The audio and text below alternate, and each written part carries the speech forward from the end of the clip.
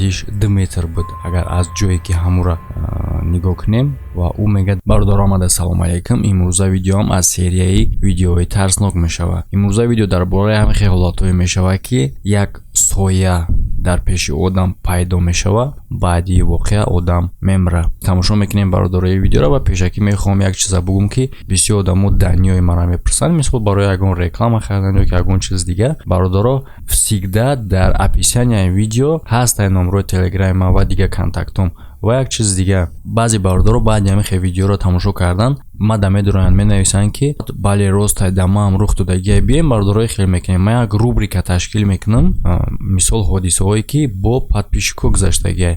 مثال اگر همه حادثه ها و واقعه هایی که مثال ترسناک با خود شما رخ داده باشه، اگر شما میتونید که در تلگرام ما یا اینکه کانتاکتی یا اینکه فیسبوک یا اینکه اینستاگرام، یعنی که چیزی که ما گفتم همه میاد در کامنتاری ذکر کرده که قطعا مسلکه و یا اینکه در اپیسیون ویدیو هست چیزی که هست همه مثال ما دیگه چیز ندارم به غرض او. کسی که همه حادثه و واقعه با رخ دادگی باشه میدروین همونجا همون یکم сообщение دونده سرازو هم را می نویسین. مقصد مشتو ما بسیار می نویسن، من بدونم که مقصد آدم برای چی نویسنده همین یکم сообщение ده هم گفتن می نویسین. اگر که جلانتون باشه که مثال ما حادثه شما را نقل کردن نام فامیلیتون را بگم می نویسین که اگه خیر نام فامیلم فلانی بگو. اگر که جلانتون نباشه میتونین نویسین که برادر نام فامیلی ما بگذار مخفی مونه.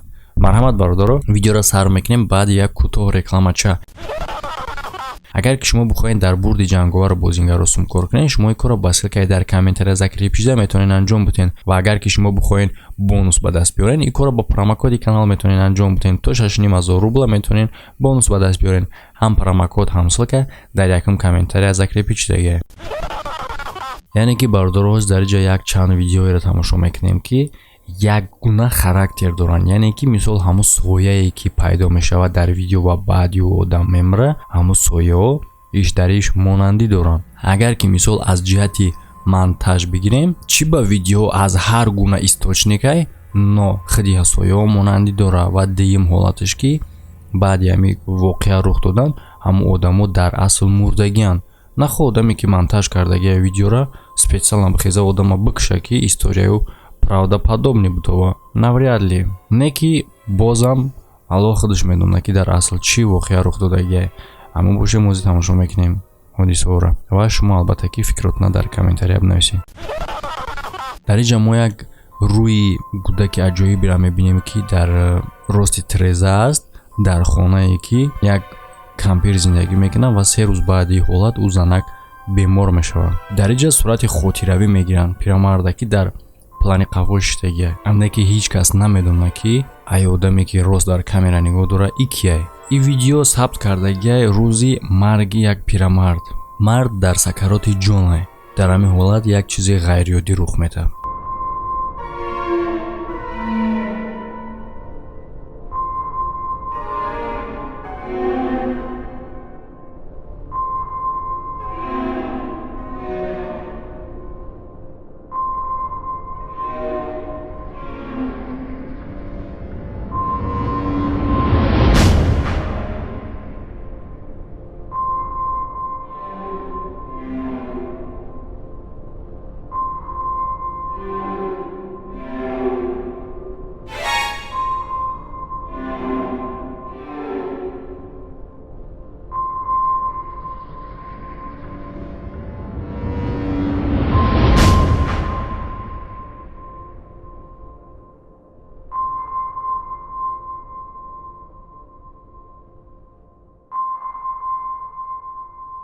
البته که همه ایرا دیدن بگین این سایه چیه؟ ایش هم совпадение که وقتی که همین سویت پیدا میشوه آدم از خواب بیدار میشوه و این آدمی بیمار حرکت میکنه، دستش دراز میکنه به مثلی که به طرف همو روشنی دست دراز کرده ایسته باشه. البته که خیلی عجیبه برای که من خیلی به نظر میرسه که پیرمرد سایه را دید و افتری همین ویدیویی که ویدیو را در اینترنت پرستگی میگه همون روز بابی او از دنیا گذشت و او میگه که این ماماشه که با سری باباش آمدگیه که او یک هفته پیش از دنیا گذشتگی بود و او همه خیلی میفهمونه که برای همین بابی او از این سایه نترسید.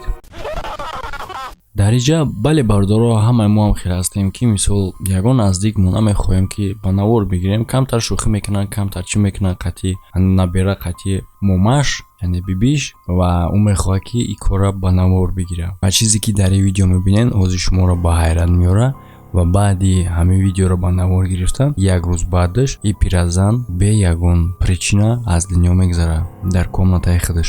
баъди марги ӯ ҳамин видеое ки пешаи маргаш дар зинда буданаш сабт кардаги буд набераи ӯ, ин записа ҳамчун хотира тамошо мекунад ва ҳам чизи ғайриоддиро баъд дар ҳамон ҷо мебинад.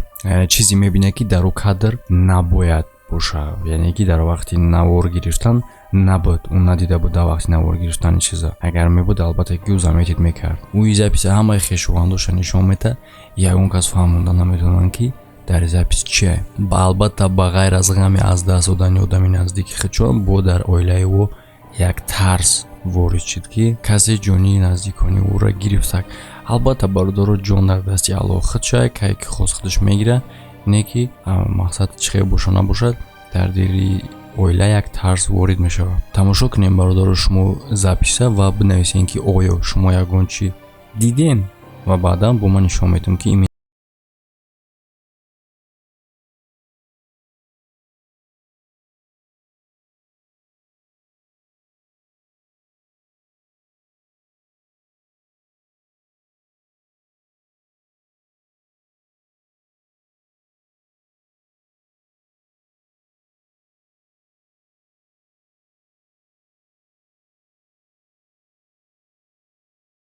бародаро бале бисёриё инаи чизе ки дар угли треза мумкин ира дида бошанд, не ки асосӣ ин не бародаро. асосӣ шумо давом шавед, бо ин чиз бо давом дора, сояи борик рост шидаги ана ира нигоҳ кунед. дидем бародаро, фақат просто сиёҳи бадай уқа хуб дида намешавад, яъне ки дастча боло кард. худи автори видео мега ки ин соя баландиш 2 метр буд агар аз ҷое ки ҳамура нигоҳ кунем, ва ӯ мега дар воздух буд.